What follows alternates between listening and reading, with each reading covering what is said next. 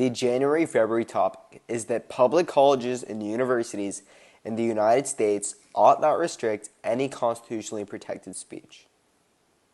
Now let's start off with some definitions. The first one is public colleges and universities. All you need to know is that they get the majority of their income from the U.S. government. It's very simple.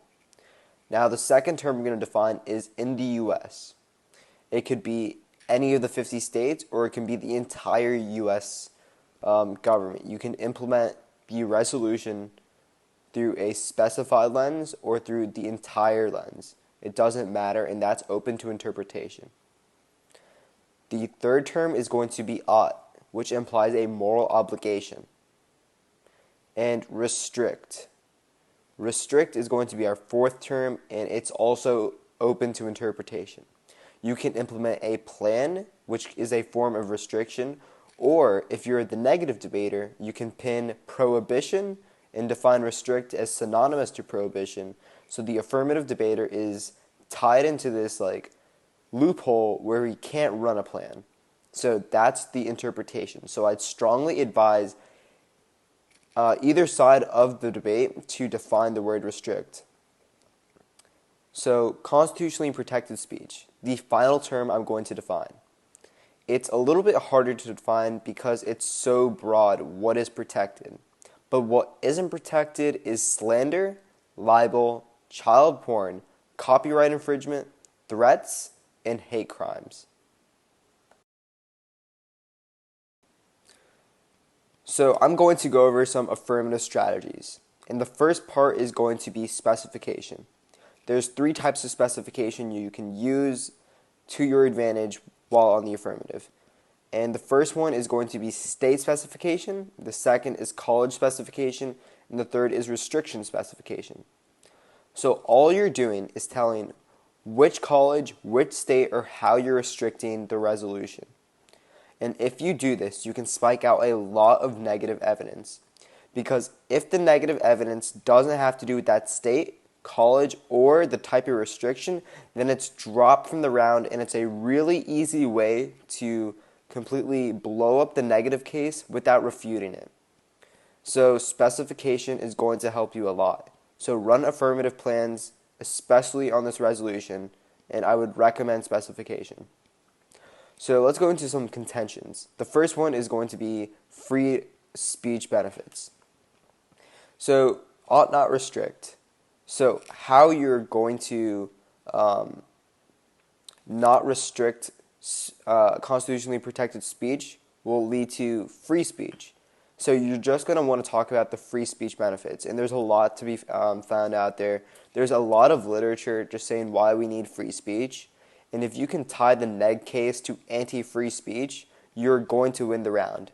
A lot of judges stand up for free speech because a lot of them are going to be college kids or mom judges.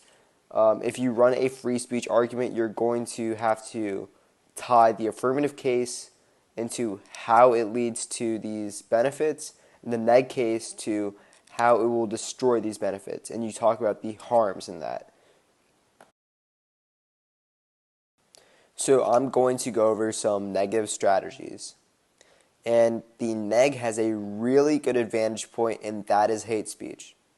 All the negative debater has to do in order to win the round is show that there is a loophole in the affirmative case that still allows for racist bashings to occur.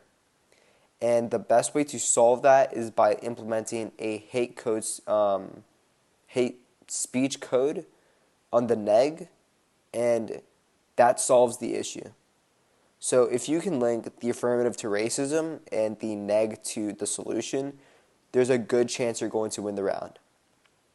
So just quick contention-wise. Okay, so we're restricting constitutionally protected speech. So I have to show that we should restrict the Constitution in certain ways. And there's a really good way to do that without restricting free speech. And that is to amend the Constitution. If you amend the Constitution, you still have free speech, but you just don't protect against racist bashings. And that's going to be the biggest advantage point of the neg. So in summation, the neg strategy should be linking the AF case to hate speech, having a plan to counter hate speech, and, if possible, amend the Constitution in a certain way. So really briefly, I'm going to go over some framework strategies. So the first framework can be used on any resolution, and it's going to be a moral value, and the criterion is going to be subjective, like how you write your case. So morality can work. The second one, which also works on both sides of the debate, is education. So the resolution just talks about like public colleges and universities. But like let's ask ourselves, what is the purpose of going to college? It's to get an education. So if we still focus on like higher learning and the educational space, we can value education, and the criterion could be basically preventing hate speech for the neg debater or increasing free speech as the aft debater. So there's a lot of advantage points to be taken here on either side of the case in terms of framework, but you're going to see it boil down to either education or morality. So those are pretty much the two most common frameworks used in this debate.